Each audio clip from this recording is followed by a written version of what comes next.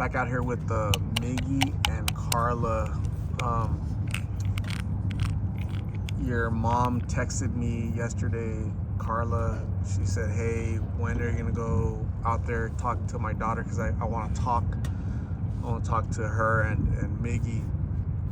And so I came out here to look for you, to let you know, and you decided to text her, right?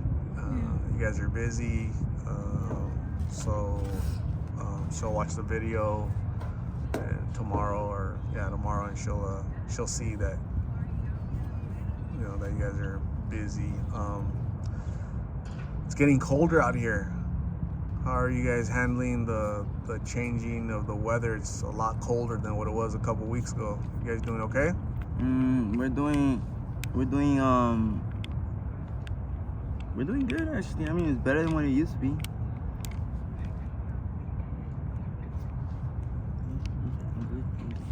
This is gonna be the first winter that I've known you guys, right? So let's see. Hopefully, you guys can withstand the cold temperatures. Anything else new? You said somebody from Phoenix Rescue Mission came out here and gave you guys some stuff, right?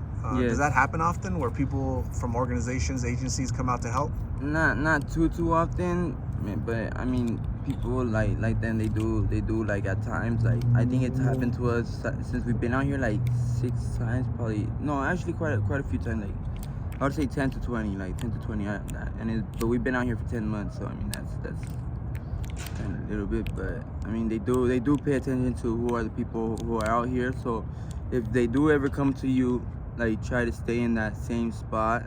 That way they could keep on going to that same spot, or else they usually already know to keep on going to that same spot, and they'll help you out. Like, they'll bring you blankets, clothes, hygiene, a little bit, like, not even a little bit of food. They bring food. Like, sometimes they even bring pizza, burgers, stuff like that. Like, they're pretty cool people. Like they're not here to like get people caught up.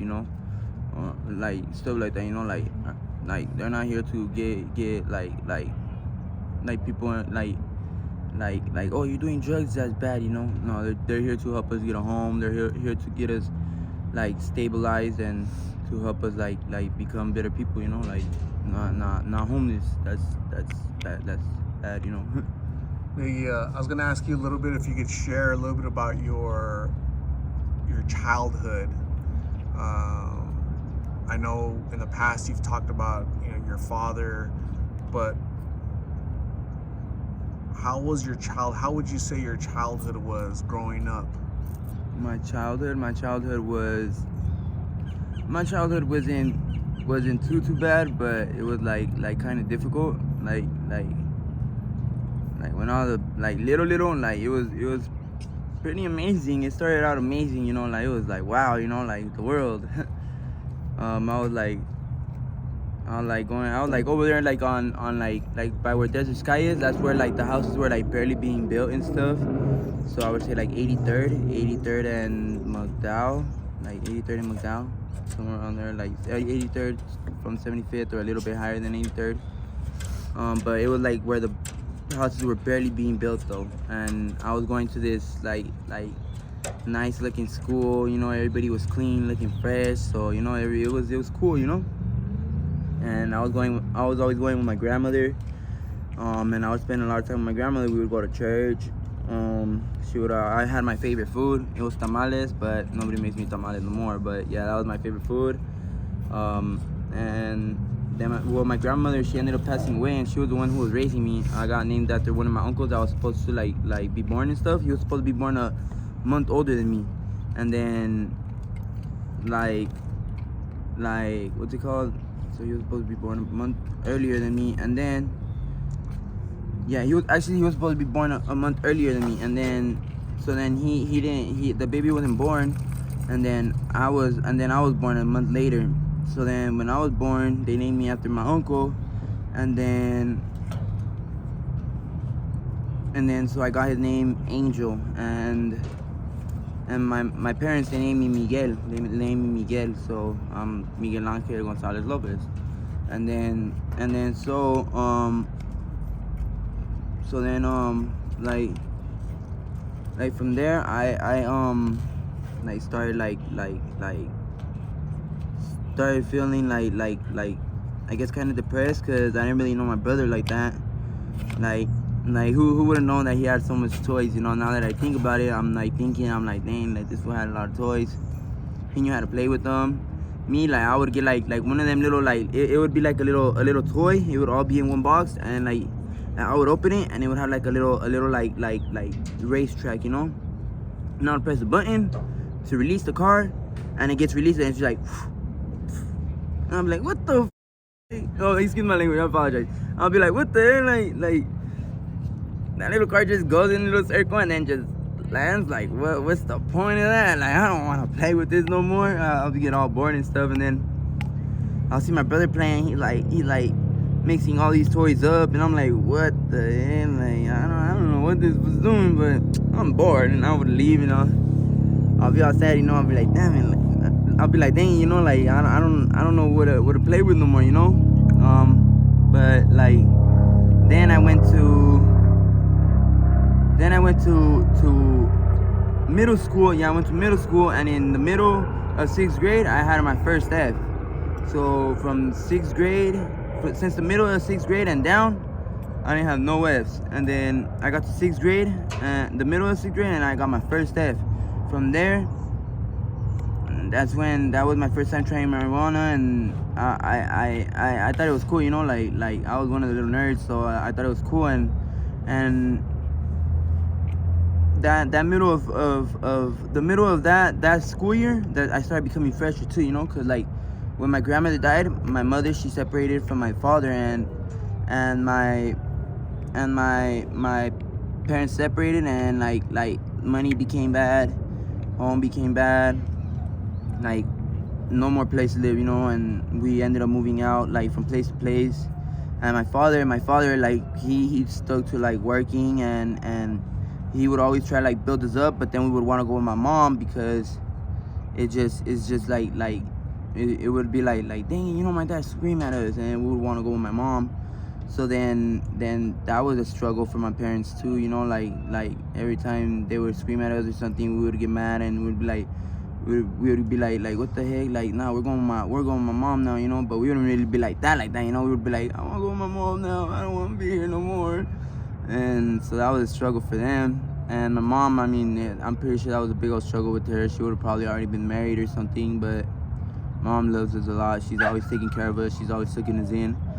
But like yeah, the struggle was so bad for them that we weren't like fresh enough, like, you know, to be like part like of the cool kids like that, you know. But I always knew to like look and like be like oh, you know, those are cool kids, you know, and I always wanted to be a part of them. Eventually one of them would talk to me, you know, and I would like look at myself and I'd be like, dang, you know, like I need to like be fresh and stuff, you know. But then I started smoking marijuana, and then like I started like paying attention to myself like a little bit more, because I became a teenager. And the marijuana, to be honest with you, it did help me become a little bit more popular. But I mean, it shouldn't be okay for like anyone who doesn't know anything about drugs to just start smoking. Marijuana is good because, I mean, it's even helped a little girl with cancer dismiss the cancer from within her. Like, they would have to inject it in her though. The THC, you had to inject it in her, and her body would like rest, and her body would start fighting the cancer, and it like totally like died out, dismissed from her body. So then, I mean, me, like I started like getting haircuts and all this shit, and then I'm like very distracted. Like, I guess my childhood was a pretty bad thing, you know, like.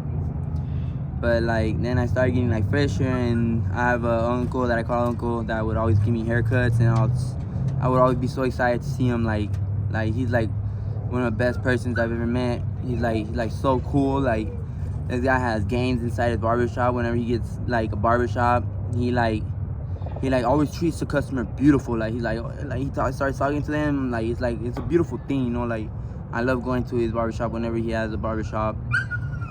I was working with them when I was in 6th grade actually too. And then I got to high school, and high school was alright, you know. I would go, and then I wouldn't go, and then I would go, and then I wouldn't go, until I was like 16. When I became 16, I was like, you know what, I'm leaving. And then I became 17 and a half, went to boot camp. I kind of accidentally sent myself over there, but you know, it was a good thing because, I mean, Is it military, like yeah, U.S. military, it's a or military school. reformatory, or like to reform? No, it's for like kids who are bad, so you can show them like hey, you shouldn't be doing this because doing that stuff ends up leading you over here because you kind of don't like have no money, you don't have nothing, you know, so you have to come over here. But I mean, it's a good thing that I have my family and stuff, and I had friends, and I have like grown-ups who look at me like oh my god, this kid's a very good kid, you know, like. So yeah, like it's a good thing about that, you know. But other than that, I mean, I went over there and it was like oh my god, I got myself locked up, you know, in a boot camp, and I was all sad. Nobody never went to go visit me, but I was getting my education in there. I never graduated. I didn't become a RAM, but I did become a intern. Yeah, an intern, and then that was pretty cool. Like I was finally an intern, and I finally got to like tell people like no, this isn't how you do it. You got to do it this way. And I was always being pushed, you know, because like I had got my hair cut all bald like how my dad used to do it. But like I don't know, you know, like with my dad, like he wouldn't cut it all bald, but I have like I don't know, like it's not literally a widow's peak, but it's like mine is like a little like quarter circle, and then it's like a little V right here. And so Miggy, so with the childhood you had, and you guys are talking about marriage, and you guys are gonna get married soon. Yep. Have you guys talked about having children of your own? We've wanted to, but like at the same time, like something either makes me like be like, all right, now we can't have it, or something. Well, not I can't have it, but like either something makes me like be like, no, we can't have a baby yet, or something makes her like no, we're not gonna have a baby. And so we both like disrupt ourselves from like not having a baby, you know, like not wanting it, not having it, not going to go through it, you know, like we're not gonna have the baby, you know. But Karla, you're not ready? We're too young. Yeah. And it wouldn't be good to have a baby at this time either way. Why is that? Because of the drugs.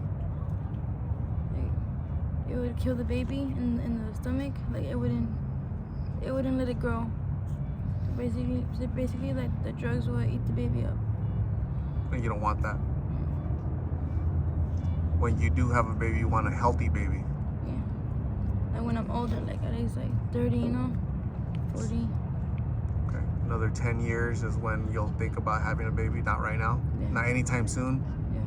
Because of your current lifestyle, I guess. You're out here and you guys do consume.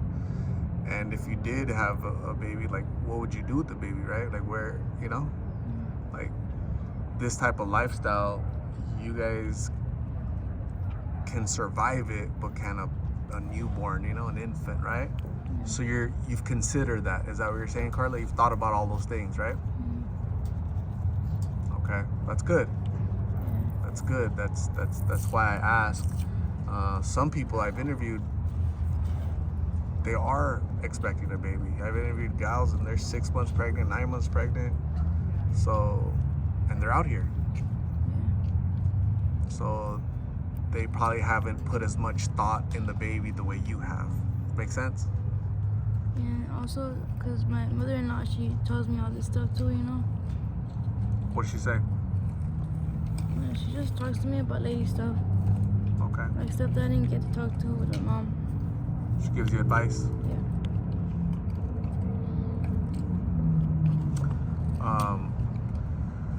Miggy, Karla, I'm gonna say thank you very much for talking to me.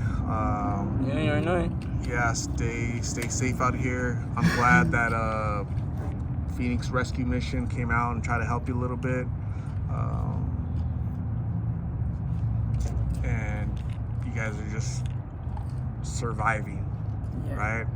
Yeah. Also, I asked you, Karla, that question about a baby on purpose, right?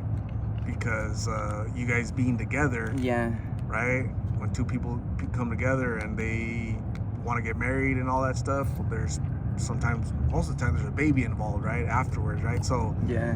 it's good that to pick your brain on how you guys feel about a baby right now, and you guys both seem to understand that it wouldn't be appropriate for the Right. baby. Make sense? So thank you guys for letting us know, the Lost in Phoenix community, Lost in Phoenix family, know how you guys feel about that, because that's important, you know? Yeah. You know, just because you guys are struggling, you guys don't need to bring in another innocent life into this world to struggle right along with you, right? Make sense? So that's a question that people have asked a lot, you know, and I'm glad we talked about it, because you both seem very resolute, very adamant that you won't want a baby anytime soon, okay? So good job. So stay safe. I'm gonna talk to your mom, Karla, to see what questions she has, and then next time I see you, we'll talk about that, okay? And stay fresh and everything you can, make it, all right?